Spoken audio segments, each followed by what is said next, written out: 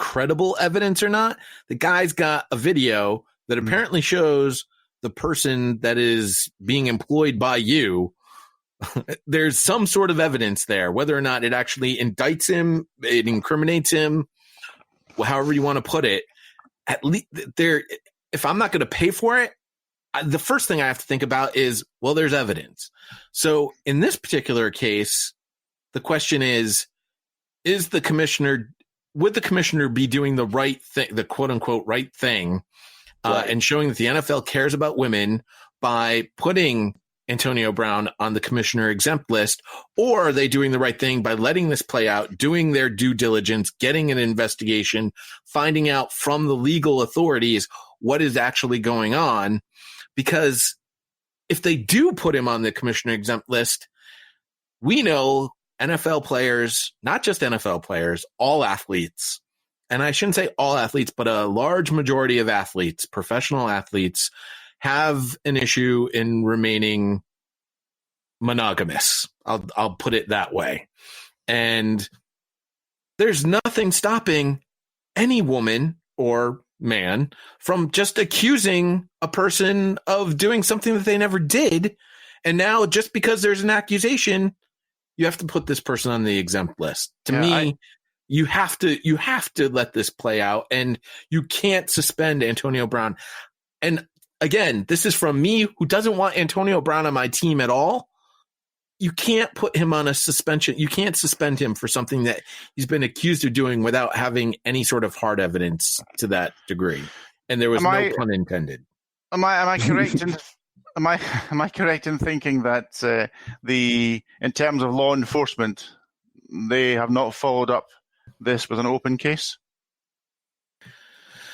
I believe because there was an incident that happened in Pittsburgh, in Pennsylvania, the DA there released a reason as to why they were or were not investigating. I did not particularly read that article.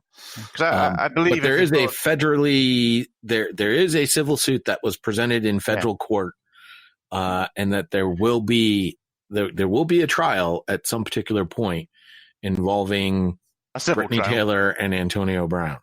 Yeah, a civil trial. And I would lean towards not starting to put civil trials or players in civil trials on the exempt list. I think you're opening up. I mean, there could end up being a whole roster of players on an exempt list by the end of the season. I think you're right, Jay. That this is not an exempt list situation for me, at least. I mean, or I could go out and just accuse, the starting quarterback for a team. I could just go out and accuse Patrick Mahomes right now. Well, you know what? Patrick Mahomes assaulted me. Well, I could just go out and say that. And there's nothing stopped. And then, excuse me, he has to be put on the exempt list. I'm standing firm by this. Sure, I could go to trial and I can be proven wrong that an incident never happened. But there's nothing stopping that from happening. I would say we have a current situation right now, live actually on this podcast, where the fashion police will certainly be coming to look at that T-shirt you're wearing today, and I would certainly put you on the exempt list for that rotten thing. What the hell is that? It's the moods of Bill Belichick. He's happy, and then he's sad, and he's anxious and frustrated. Well, and the joke is it's the exact same picture of Bill Belichick and all of those. All I can say, listener, is thank God this is not a video podcast. Thank God it's not. I think we've spoken enough on this. Unless anybody else has any other deep insights that they want to share regarding this particular incident. But does he play Sunday? I think he does. We don't know. I don't think the has come out and said one way or the other whether he's playing. They're taking it day by day. James, I should have worded that differently. Do you guys think he will play Sunday? Currently, as we stand today. No. Yeah, for about a half until the Patriots are up 75-0. And I think he will play. And I think any limitations on him playing is he's only been with the team for a week, less than a week. Right. So he doesn't know the playbook. He doesn't know the playbook and where he needs to be. in Tom Brady and Josh McDaniels' offensive system. We will talk about that game as well as all the other games, but we obviously need to start somewhere, and actually a quick look back at week 1. And we were all laughing at Neil after Thursday Night Football and his offense is ahead of defense point of view. But Neil ended up being the one with the last laugh. The league combined for 90 touchdowns, which is the most ever on kickoff weekend, 89 in 2002 and 2011. Teams also combined for 776 points. It's the third highest total in league history for an opening weekend. Only the 791 points in week 1 of 2012 and the 788 in 2002, when the NFL expanded to 32 teams, were higher. Baltimore led the way, heading to the halftime locker room with 42 points. That's the most by any team ever in a season opening half. Kansas City and Tennessee also posted 40-plus points in their games, which marks the first opening week ever in which 3 road teams scored 40 or more points.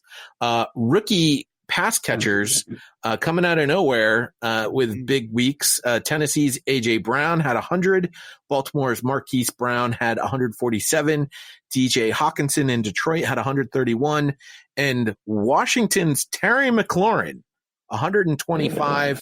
They posted 100-yard receiving games in their NFL debut, and it marked the first week ever in which more than 2 rookies recorded at least 100 receiving yards in their NFL debuts. Hawkinson actually broke a 59-year-old NFL record held by Monty Stickles for a tight end in his debut. Let's go back to Terry McLaurin, Neil. Who the heck is Terry McLaurin? Well, Terry McLaurin came from Ohio State, Jay. He wasn't, as I was saying to James earlier, he wasn't a sort of starting star player for Ohio State at all. In fact, he really barely played last year, but he has got great speed. He's 6'1", 200-odd pounds. And very early on in camp this year, it was recognized that this guy was going to be a starting wide receiver for our team. Now, of course, Washington's not very good, so that doesn't necessarily mean very much. But it certainly led to us releasing Josh Doxson, who clearly is a bust from the, 2016 NFL draft. And, McLaurin didn't play very much in preseason, you'll have all no doubt have noted. And that's because the team didn't feel he needed it. He was ready to go almost immediately entered camp. So, and remember, this is a guy who played with Dwayne Haskins. So when Haskins comes in, hopefully there'll be some chemistry there. He certainly looked terrific. I mean, James, your DBs maybe didn't play him very well at times, but he certainly showed good hands, good routes, and decent speed. Yeah, I think he's still running through our end zone right now. Marquise Brown, 170-yard bomb, but later. So. Well, speaking of bombs, Marquise Brown became the first player in NFL history with 2 touchdown receptions of at least 40 yards in his NFL debut. The receivers weren't the only ones. 13 quarterbacks had a passer rating of 115 or higher on a minimum of 10 attempts, which means Kirk Cousins does qualify. It's the most in any week in NFL history, which breaks the record of 12 set in week 3 of the 2017 season. Lamar Jackson and Dak Prescott became the first players to post the highest attainable passer rating, 158.3 in a season opener with a minimum of 20 attempts. Jackson, at 22 years and 244 days, is the youngest player to finish any game with a perfect passer rating. That is pretty impressive. No, it's not. Right. Well, you want to know what really isn't impressive? The Pigskin Pick'em. I was 6-10 versus the spread, 9-5 straight up, which was way less than average. We have 8 tied in our Pigskin Pick'em group with 12. I did not check to see where you guys were on that, but if put them, 9. I didn't do the Pigskin Pick'em, but I think I did pretty well. I'm pretty sure Neil didn't either. No, but I got them all right, amazingly. Out of the 8 that were tied for the top of the group with 12, I put the names in a hat, picked one out. So if put them on the board, Nick wants to join the podcast next week, you need to email nextfanup@gmail.com and we'll make arrangements. That is the deal this year. If you are the top Pigskin Picker every week. The following week, you can come and join us on the podcast if you wish. Only way to do that is to send us an email, nextfanup@gmail.com. Who is the guy? Nick? Did you say somebody called Nick? Yep, put him on the board, Nick. Yeah, come on, put him on the board, Nick. We want to talk to you. It'll be better than these other jabronis. The SuperFan Power Rankings, which we'll get into when we talk about the Patriots, went 10-6. And we'll have more on that a little bit later on. All right. Time for some football. It is the Thursday night game. It is the Tampa Bay Buccaneers at the Carolina Panthers. Cam Newton, 10 touchdowns, 3 interceptions, a 110 rating, and 5 rushing touchdowns in 6 career home starts versus Tampa Bay. He has 29 total touchdowns, 20 passing, 9 rushing, and 13 career games versus Tampa Bay, which is the most versus any opponent. They are favored by 6.5 points. They are 16th in the power rankings versus Tampa Bay being 30th. We are all taking the Carolina Panthers in this game. Anybody have anything else they want to add to that? Yeah, one thing. Greg Olsen on the injury report with a back. He's listed as questionable for tonight. He should play. He'll play. Neil? Yeah, I just wanted to say Christian McCaffrey had a great start to the season, and this is the second year I'm going to ask the same question. Is he going to be the next guy to do 1,000 rushing, 1,000 receiving? If it's anyone, it's going to be him because he's the only running back, maybe besides Saquon, who will get the receiving targets. He had 11 targets last week. It's ridiculous. He's the only offense that they possess. Yep. Yes, then. I don't know if he will, but he will be the person to do it if there was to be someone. I guess that's sort of a lame answer. Okay. Jesus, Neil. So he's not going to do it this year. And Saquon's not going to do it this year either. All right. Especially if they only give him 13 touches a game like they did against the Cowboys, which I was relieved to see.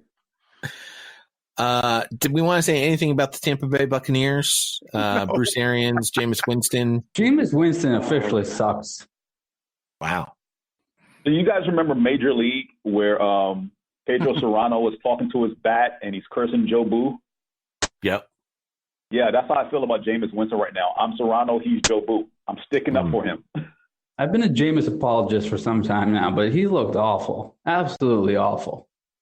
Yeah, and after tonight, the Panthers will be going on the exempt list because everyone will see that the whooping they're going to put on tonight. And the Panthers he had one particularly bad interception, didn't he, where he was kind of flushed out the pocket and was going down and he threw it. It's a year 4, is it? Pass. You don't do that. You eat that. Yeah, exactly. Year 4. You can't do that year 4. Year 4? It's like year 8. It's year 5, actually. He was drafted in 2011. Year 5, sorry. Yeah. Anyway, year 4 and year 5, you can't do either of those years. That's a rookie. Way, still. It's a rookie mistake. Yeah. I think someone on this podcast said he wasn't that good a quarterback. I don't know who. Well, it's you. I'm pretty sure I think there were a bunch of us that said that. I know I am not. I think I'm the leader, though. You might be. You're at least more vocal about it than I am. I like to be vocal about bad quarterbacks. It's pretty apparent. Sunday. Buffalo Bills and the New York Giants kicking off at the Meadowlands. By the way, the Bills becoming one of the second teams ever to play an away game at the same stadium in back-to-back weeks. The Dolphins will be doing it a little later this season. And I think I saw somebody else. Away game what?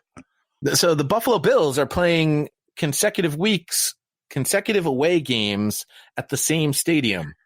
Okay. All right. Yes. Good. Because they played the Jets and now they're playing the Giants. I'm surprised more teams haven't pulled this trick off, but apparently the Bills are only the second. The Dolphins will be doing it later this season. And for some reason, I think I saw another team was going to end up doing it this season. And I'm sure either next year or the year after when the LA stadium opens, there'll be more consecutive weeks in the LA stadium as the Rams and the Chargers are going to share that home.